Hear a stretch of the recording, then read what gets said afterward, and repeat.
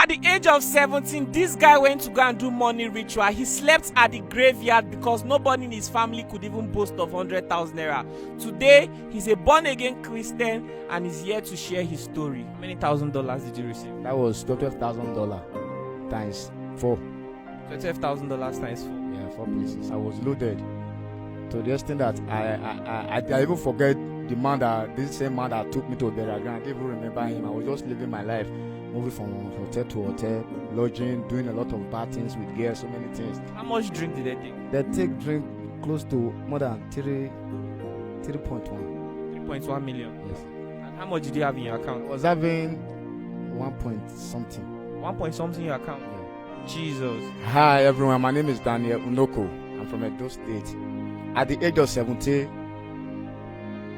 I engaged myself in internet fraud just to change the situation of my family, because in my family back then nobody could even boast of 100,000 in an account. So I was so desperate to make money. I wanted to change the situation of the family. So I did a lot of bad things. I just want to share my story with you so that those young people who are like me out there, they should learn from me and they should not make the same mistake that I made. Bro, I can't believe that at the age of 17 you slept in the graveyard because of money ritual. Can you tell us what really happened? Yeah. At the age of 17, I was very desperate for money. I was eager for fame and success because look, I've seen people around me, they were making it. It's only my family that was left behind. I wanted to change the situation of my family because back then in my family, no one could boast of 100,000 in his account, even both the male and the female. So I'm the very last born of the family. So I wanted to change things. How many people in your family? We are 8 in numbers. I wanted to change things. So I decided to engage myself in changing my family situation. So I met a guy and he said that we should come to Senegal. He wants to teach us Yahoo. That we should look for transportation by ourselves. So in that process of it, me and my 2 friends, we decided to do something about it, because my friends, they let me know that we can't just go into that place. Now Yahoo won't go do. We should go and have backup. We should go and look for somebody that will back us up so that it will be quick. So in that process of looking for somebody, we went to go and meet an old man. The man is a native doctor at Edo State there, and we went to Ishiran. Ishiran is very scary. It's one of the most scary places in that room. So when we got there, we explained ourselves to the man. The man was very eager to help us. So, and he asked us, he placed a condition of like, look at what we are going to do, that he's going to bait us in the cemetery around 12 o'clock in the night. So my friends and I, we said no problem. We will go and think about it. So on leaving the man's place, those my friends, they said that they were not interested. They were very scared. Me, I was really looking for how to change the situation of the family. I was looking for everything to make the family okay. I was fearless and boldness. I said, no, I can do it. I went back to the man in law. Those my friends, they didn't go. I asked the man that I'm ready. That was 2019. So the man looked at me and he shook his head. He said, okay. So the man started the process on me. And I have to sleep in Ishiran from morning till 12 o'clock in the night before he finally come and wake me up, and he took me to the burial ground. When we got to the burial ground, he pulled off my clothes. He tied me red clothes and white clothes, and he showed me a grave that I should sleep. So, and he left me. After doing some incantation, he left me in that place. And naked? Yes. You were 17 years old? I was just 17. So he left me. So I have to be in that place. Everything that, in that burial ground that very night, everything I saw was very scary. It was, I wanted to run, but I can't. I was just, the position he kept me on the grave. I was there. So everything was scary. I saw a lot of things, different things. I felt something was entering inside of me that very night. A lot of things I was feeling a lot of things in my body. What were some of the things you saw? Like demons, like the dead people who are dead, wandering around the cemetery. Those people, the dead people, both old and young, they were just wandering around the cemetery, which is I was seeing them. They look like human beings. Yes, but some are shapeless. Some are very shapeless. I saw a lot of things that very night, and those people that I was seeing, some were coming close to me. I feel like some were entering inside my body. I was feeling something because the place I was lying down, I was there, my eyes was open, and I was looking at everything. even though I was asked to close my eyes, I didn't close my eyes. I was looking at everything that was going on. That was how I slept in that cemetery from 12 o'clock till 4 o'clock before the man came in the morning around 5 o'clock to took me away from that place. And by the time I left there, I was already possessed. There was a lot of things that entered inside me that very night in that cemetery ground. So that was how, when I get back to the man's place, he prepared me. That was how I traveled. So when I get to Dakar, Senegal. when I get there, I was staying in Police Grand Youth.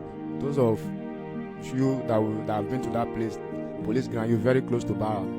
So I was there. Things was moving out. It was planned. I was getting it clear. I was doing fine. How much were you making from the Yahoo Yahoo? Yeah, I was making $12,000 $12,000. Yeah, $12,000. But it depends on the billing. It depends on the billing. So I was doing fine. I was doing okay until after years in Senegal. When I was okay, I decided to come back home. So when I came back home, I forgot about the man who helped me. Like, how much did you make? I made close to 18 to 19 million. How many $1,000 did you receive? That was $12,000 times 4. $12,000 times 4. Yeah, 4 places. So the last woman that paid me, the woman he paid me, he was not having money. He paid me 7,000. So when he came back, I was feeling okay. I was loaded to the extent that I even forget this same man that took me to Burial Ground. I didn't even remember him. I was just living my life, moving from hotel to hotel, lodging, doing a lot of bad things with girls, so many things, until I went totally broke. When I got broke, that is when I realized that somebody helped me before. That was where my mentality come back. So I decided to go back to the man. And when I got to that man's place, the man was very annoyed. He never wanted to talk to me. And he told me every single slip that I've collected, that he's aware of it, that he's just waiting for me at the right time to strike me because I didn't fulfill what I've had. So I have to beg this man. You made a vow to him. Yeah. That if you succeed, you remember him. Yes, I'm going to buy him a car. That's what I told him. So the man was very angry with me. I have to beg him. I was on my knees begging him, telling him that as I'm even talking to him now, I don't have any money on me. I squander everything. The man looked at me. He said, okay, he's going to give me a second chance. So the man said, the second chance he's going to give to me, if I should mess it up this time, he's not going to forgive me. So I have to treasure the second chance that he gave to me. So in the contrary of this, the man asked me to go and get a dead body water in the mortuary. He asked me to go there. I went in the mortuary in Oromi there. I went to go and get this dead body. And I brought the dead body water. I went to that place to bought it. How much did you buy? I bought it 50,000. So I went to, after bringing the dead water, I took it to the man. The man did a lot of things with the water, and he told me I should go and bathe with the water at the Fort Junction at the marketplace, very close to Oromi there. So I leave. And when I get to that place, it was around 1 o'clock at night. On getting to that spot that he asked me to bath, a lot of things was still going on in that process, like seeing some women sitting down. There was a code that want to enter inside of me, but I resisted. I was just doing on my own. I bathed with the dead body water. I bathed with it. After bathing with it, I spent like 45 minutes in that place. So the man asked me that after bathing with the water, I should make sure that the water have dried my body. I should not clean my body. So after bathing, I have to obey. I obey every instruction of the man. So that was how, after everything, I left. In this second chance, things were started moving again. Things were going where. Before I collected another money. Another $7,000. $7,000. Yeah. Another $7,000. Before I collected another $7,000. So I now have to go and settle the man. I settled the man. I settled myself. How much did you give to him? I gave that man 3 million naira. So after everything, I was just doing my own, I was even eager to commit more atrocity just to make sure that I was okay.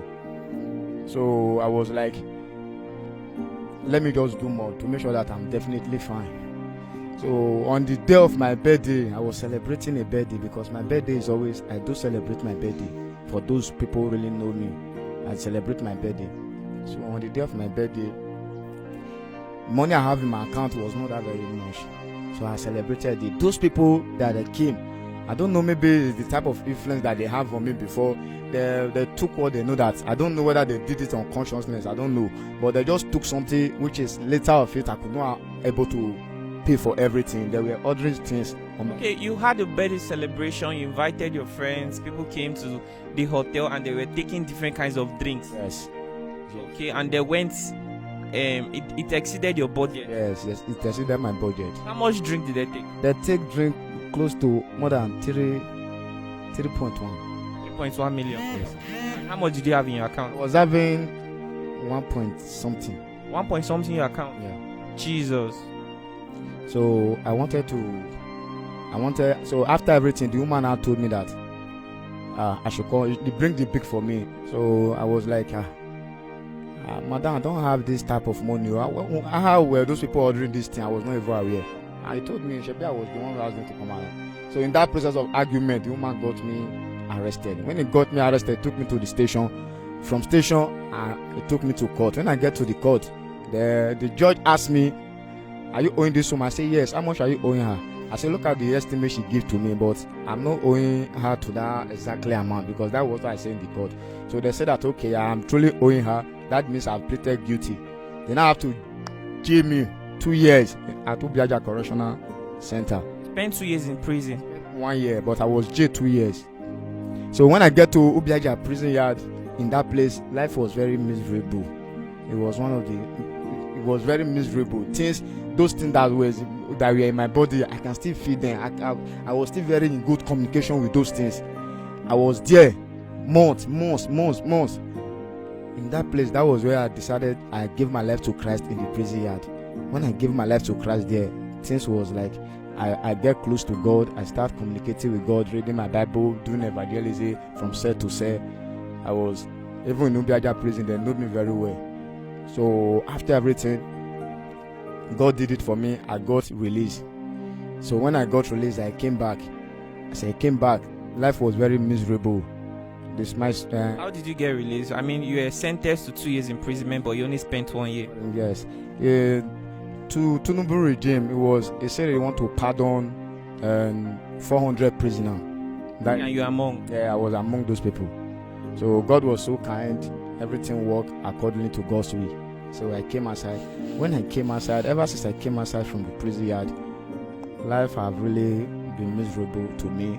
And I have a lot of friends who are supposed to have at least help me, but they don't want to. Some of them are giving me conditions to help me. And I have a son. I have a 2-year-old son. His name is Destiny. You had a child before you went to prison? Yes, I have a child before. His name is Destiny. By the time I came back from prison, even when I was in the prison yard, my wife was coming to that place to come and see me off, and my mom. So when I came back, life was very miserable. Any of my friends that I went to help me, they want to pull me back to those demonic things, which I've already given my life to Christ in the prison yard. So I came back and met my son. My son was there, my wife was there, our mom was there, everybody was there. And my son, as I met him in a very bad condition, he's suffering from hernia. As I'm talking to you now, he's suffering from hernia, which is they're asking me to come and operate him, because the thing get big as every day it's getting bigger. So I beg all my friends that to help me, but nobody wants to help me. Instead of them to help me, they are planning of taking me back to my way of my life. And I said no. I said no. Ever since then, nobody agreed to accommodate me. I'm homeless from now. I don't have house. I don't have anything. Until I met one prophetess, Prophetess Deborah, which I saw her story online some months ago. So I decided to look for her. When I get there, she take me in. She had been the one caring for me. I've been sleeping in her church. I was just there, no communication, no for anybody, just abandoned me. And my son is just still dying of that hernia. So I don't want to go back to the past. I want to thank God for saving my life, because the way the things are going, I don't want to return to my past. I just want my son to get well. I just want to operate him. I pray God will help me, because going back to my past, I don't think if I should go back, I will escape it. It's just death. Wow, oh, Jesus. How old is your son? He's 2 years old. 2 years and 5 months.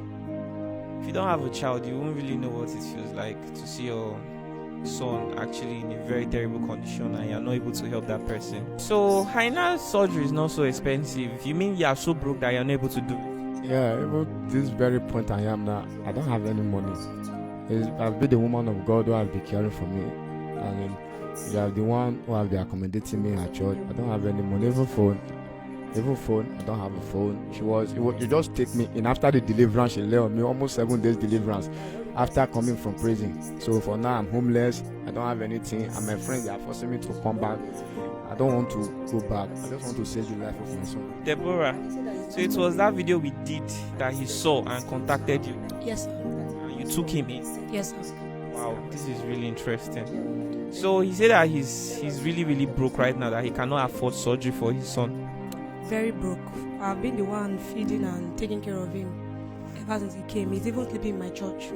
So I had to leave my place and be sleeping in church because of them, because my place is not conducive for me to pack everybody. I'm taking care of 8 youths now, and all of us will sleep in the church. And in my house, I have my mother there, my sister that lost her husband and her kid, my late brother's children. So I have like all my family that I'm taking care of there.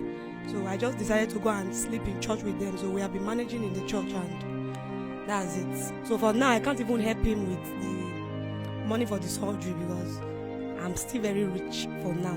I can only feed them for now. Okay, do you know how much is the surgery? Yeah, the doctor is demanding for 150,000 naira. Brothers and sisters, what do you think about the story? What do you think about the story?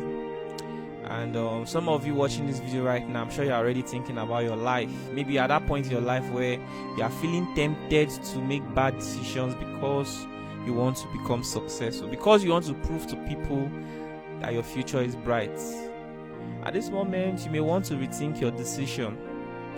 You know, it is stories like this that will make the young people think. Deborah came, she shared her story. Somebody watched it, and now he has given his life to Christ and he's sharing his story. I am happy that, you know, people are leaving darkness and coming into light. And this young man right now, with the way he's talking, he seems like he's repented and he doesn't want to have anything to do with darkness anymore. So the thing that is most important to him right now is making sure that his son undergoes the hernia surgery, which we'll see how we can help him raise that money. And I will also, how old are you? I'm 24 now. 24. Have you thought of learning a skill? What is your plan for your life, for your future? Yes, I have a handwork which I learned years ago. I am a professional barber. Okay, is barbing something you want to do? Yes, I want to do barbing and also any other thing I add to it, just to make sure that I could be able to be feeding my son, because I don't want to engage in any criminal activities anymore. How much will it take to set up a standard barbing salon? Something not too expensive, but standard.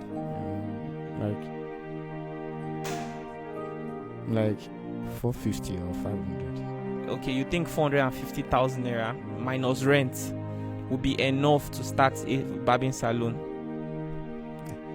The rent, let me say everything, I think 600 or 700,000 will be okay. Okay, in Uromi, Edo State. Yes. Okay, all right. So these are your major concerns: your child getting well and you having something to do to earn a living. Is he dedicated in church? Very dedicated. What are some of the things he does in church? He's a disciple. Now he back the choir up when they are singing. He sings.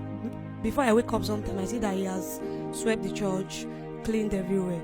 So he's very dedicated. How long has he been doing this? Going to 2 weeks now. 2 weeks now. Oh, still recent.